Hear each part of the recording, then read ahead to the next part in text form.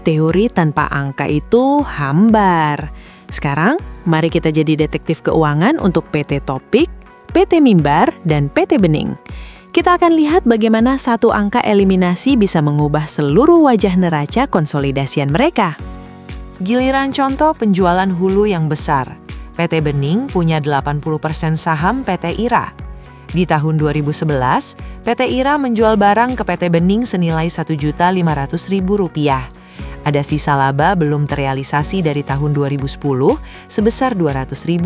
Dan di akhir 2011, timbul lagi yang baru sebesar Rp150.000. Karena ini hulu, NCI akan ikut merasakan dampak penyesuaian laba ini. Saldo investasi awal di 2010 adalah Rp2.840.000. Di pembukuan PT Bening, pertama dicatat dividen dari PT IRA sebesar Rp200.000, 80% dari Rp250.000. Lalu mencatat laba dari PT IRA.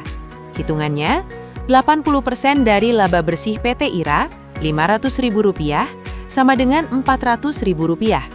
Ditambah 80% dari laba 2010 yang terrealisasi, Rp200.000, sama dengan Rp160.000. Dikurangi 80% dari laba 2011 yang belum terrealisasi, Rp150.000, sama dengan Rp120.000. Total laba dari PT IRA adalah Rp440.000. Perhatikan, semua penyesuaian laba hanya 80%, sesuai kepemilikan. Investasi akhirnya menjadi Rp3.080.000.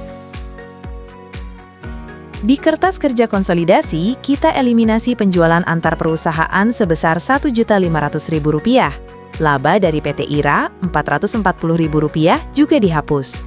Penyesuaian HPP untuk laba sediaan, laba awal Rp200.000 mengurangi HPP, laba akhir Rp150.000 menambah HPP.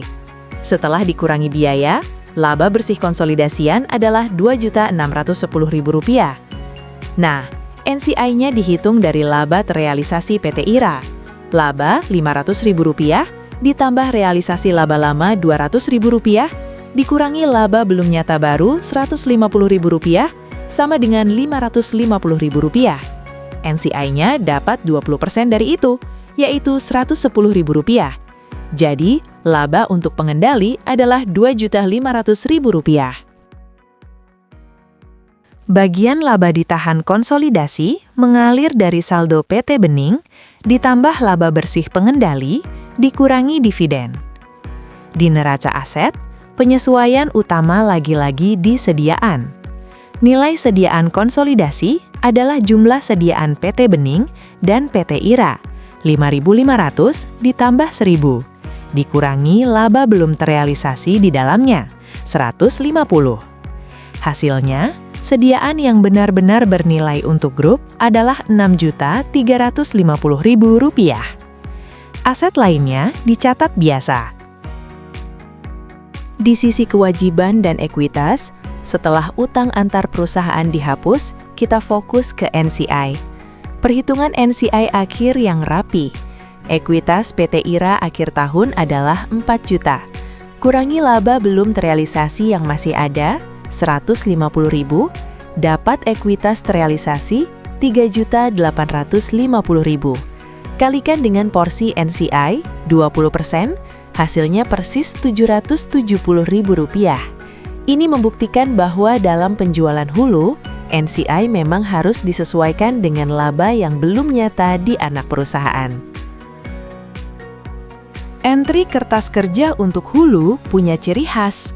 Entry A sama, hapus penjualan dan HPP antar perusahaan. Entry B beda, karena laba belum terrealisasi sediaan awal ada di anak. Penyesuaiannya dialokasi. Dari Rp200.000, 80%, Rp160.000 mengurangi investasi dan 20%, Rp40.000 mengurangi NCI. Lalu HPP dikurangi Rp200.000.